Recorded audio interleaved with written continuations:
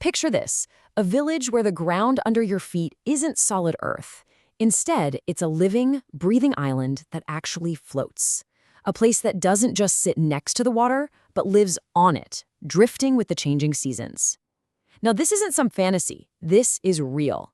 This is Champu Khangpok, India's one and only natural floating village, resting on the beautiful waters of Loktak Lake and Manipur. It sounds almost impossible, doesn't it? An entire community, we're talking homes, a school, a whole culture, all afloat.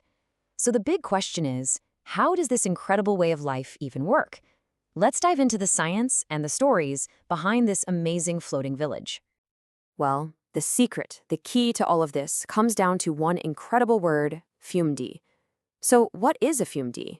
It's a thick, floating mat made of soil, all sorts of vegetation, and organic matter, all woven together by nature itself.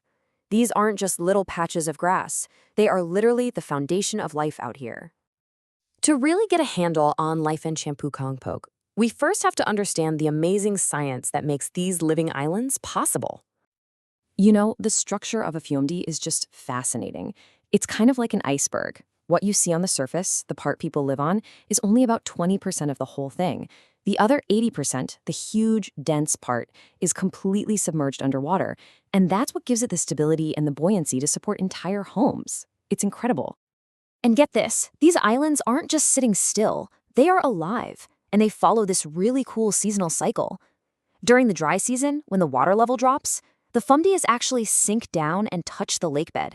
This lets their roots soak up fresh nutrients from the soil, which makes the whole mat stronger. Then, when the monsoon rains come, they rise right back up, floating freely again on the full lake. But these Phumdis are so much more than just floating platforms for people. They are absolutely vital for the lake's health. They act like natural biofilters, cleaning the water. And they support this unbelievably rich ecosystem, which includes the nearby Cable Lamjao National Park, which is the world's only floating national park and the very last natural home of the endangered Sangai deer. Okay, so now that we've got the science down, let's talk about the incredible human story here, the people who actually call this amazing place home. So how on earth do you build a house on something that floats? Well, it takes some serious ingenuity. The villagers, who are sometimes called lake warriors, first pack a Phumdi with fresh biomass to make it stronger. Then they build these lightweight but really sturdy homes called khangpoks, using bamboo, wood, and zinc roofs. And to finish it off, the whole thing gets anchored with heavy stones and ropes so it doesn't just float away. Life here is completely tied to what the lake provides. Fishing is everything. Before the recent ecological problems started, a family could typically earn somewhere between 5,000 and 20,000 rupees a month from their catch. A typical day in Champu Khangpok is really something else. The men are out fishing from dawn till dusk. The women, they make a long 2-hour boat trip to the mainland markets just to sell the day's catch. The kids paddle their way to India's very first floating elementary school. And for centuries, fish wasn't just food, it was currency. People used it to trade for everything else they needed. But, you know, this deep, deep connection to the lake, it goes way beyond just survival. It's woven right into the fabric of their culture and their spiritual beliefs. Their most important festivals are completely adapted for floating world. Take Yaoshang, which is Manipur's version of Holi. They have traditional dances right on the Phumdis, with boats full of people watching from the water.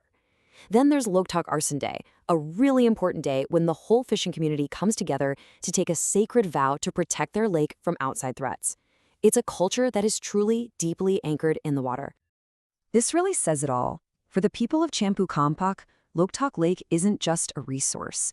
It's a sacred being. They make offerings to its deities, carrying on a tradition that their ancestors started generations ago, all to make sure the lake's bounty will be there for their children and their children's children. But this ancient way of life is now facing some very real, very modern threats. And these threats are putting its very existence at risk, forcing this community to literally fight to stay afloat. A huge turning point was the construction of the Itai Barrage back in 1983. Before the dam, the lake had this natural ebb and flow, but after, the water level became permanently high. That one change blocked the migration routes for native fish, so their numbers just crashed. And it totally disrupted the Phumdi's life cycle, stopping them from regenerating, causing them to slowly break down. And that single change kicked off a whole cascade of problems. With fish stocks drying up, the very foundation of their life is crumbling. Because they're so isolated, a simple trip for medicine takes a 2-hour boat ride. And all of this has led to terrible economic hardship. The average fisher's annual income is just over 42,000 rupees, and more than half of the families are officially living below the poverty line. The pandemic really brought their vulnerability into sharp focus. Because of their remote, floating location, the village was completely overlooked when government aid was first being distributed. This just made shortages of food and supplies so much worse. It's a tough reminder of the challenges that come with being so disconnected. But despite all of these immense challenges, the story of Champu Khangpok is not one of defeat. Ultimately, it's a story of incredible resilience. It's about the legacy of these lake warriors and their ongoing fight for a floating future. And this leaves us with a final, really powerful question. The people of Champu Khangpok have adapted to nature for centuries, but now they have to adapt to changes made by man. In a world that's always shifting, how does a culture that literally floats manage to stay anchored to its deep historical roots? The spirit of Champu Khangpok endures, a quiet testament to a life lived in harmony with the water. The future of this unique village might be uncertain, but the resilience of its people is not. If you enjoyed discovering this hidden wonder with us, please like, share, and comment. And don't forget to subscribe to Sacred Vantage Bliss for more. Thanks for watching.